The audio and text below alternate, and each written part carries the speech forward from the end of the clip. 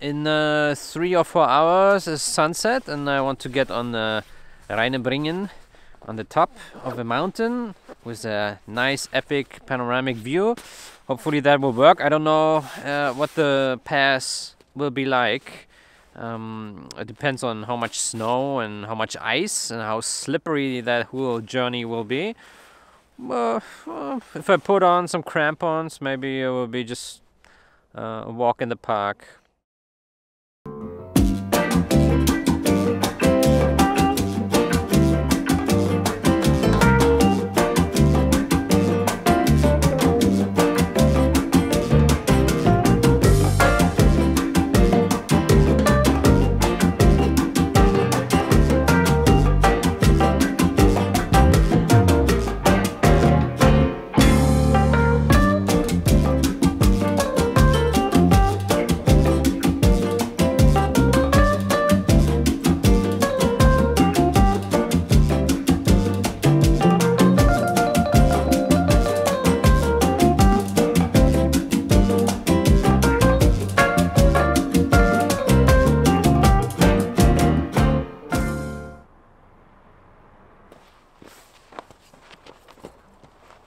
I don't know which spikes I should put on the shoes. I have the small ones, and then I got the big spiky ones for glacier, but I think that's a bit too overkill. If you look at this thing, I've never put these actually on because I never entered an ice cave and never walked on a glacier, but I don't think I need these.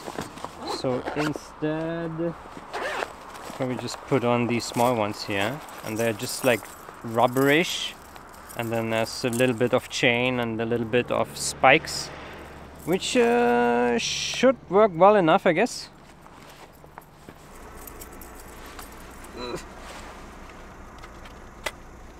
Okay. Yeah, I guess it worked. Okay.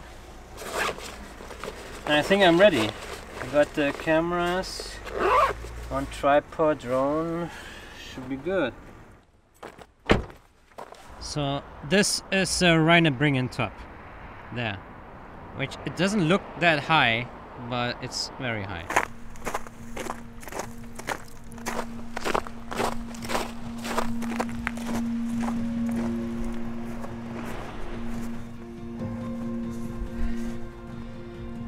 Warning: Reinebringen is steep, slippery and with great danger of landslide areas. And local guides discourages therefore climbing of this mountain. No risk, no fun. I mean, what can go wrong, huh? So, status update.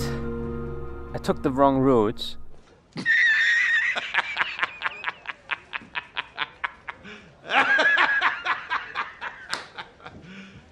You serious?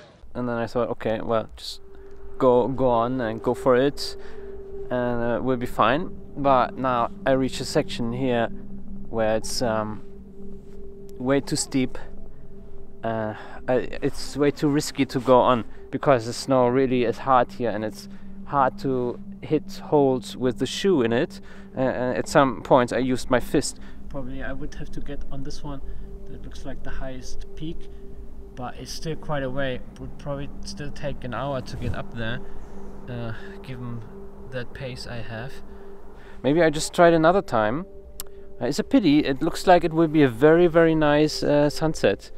I mean, there in the background are epic clouds with rainstorms and stuff. So these look nice. But other than that, there's clear sky and a few clouds in there. So it looks like it would be a really epic view, actually, which is a shame that I won't make it up, but okay. Maybe just one last peek at the view. There.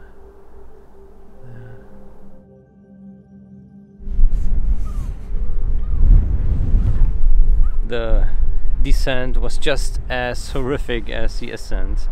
At one point I somehow lost traction and just was in a free slide, basically. Luckily, after 30 meters, I managed to stop. I wish I had the GoPro with me. That would have been a really amusing footage for you, but it wasn't amusing for me. I have the impression that watching a video and looking at photos is a lot more relaxing than actually going on location when you get in those shitty situations or bad weather or whatever. Then it's really unpleasant. So now I'm at the village, which is the furthest down the road in Lofoten. You cannot go further with a car, and the name of it is A with a circle, which is a pretty good name. It's easy to remember, easy to write. A. I think the Norwegians really figured out how to make memorable names. If you compare that with the names from Iceland, I highly prefer the names from the Norwegians. They do a much better job at that. Maybe I can shoot sunset here. I mean, from this location you have a good view on mountains.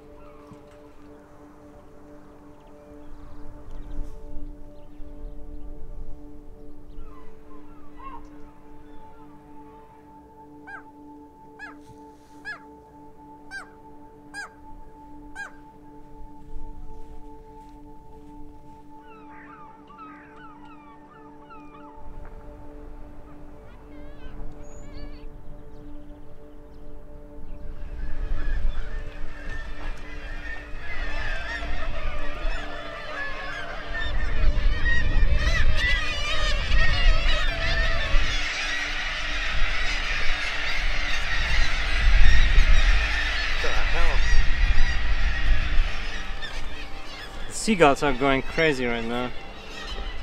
Seems to be their hour of rampage.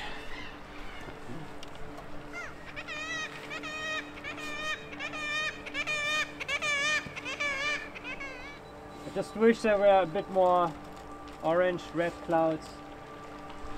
I don't know. It's really difficult at this location. I don't know what to expect here. What could also work is just this framing, like a really narrow one. I don't know. I would say I just wait now a bit, see what the light does. Maybe there will be a good image with that.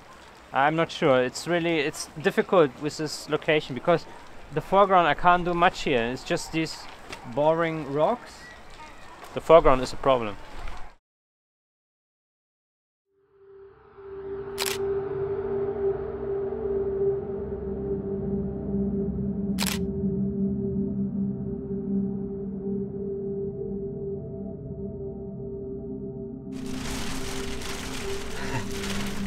So I just came back to my car, and now the hailstorm started.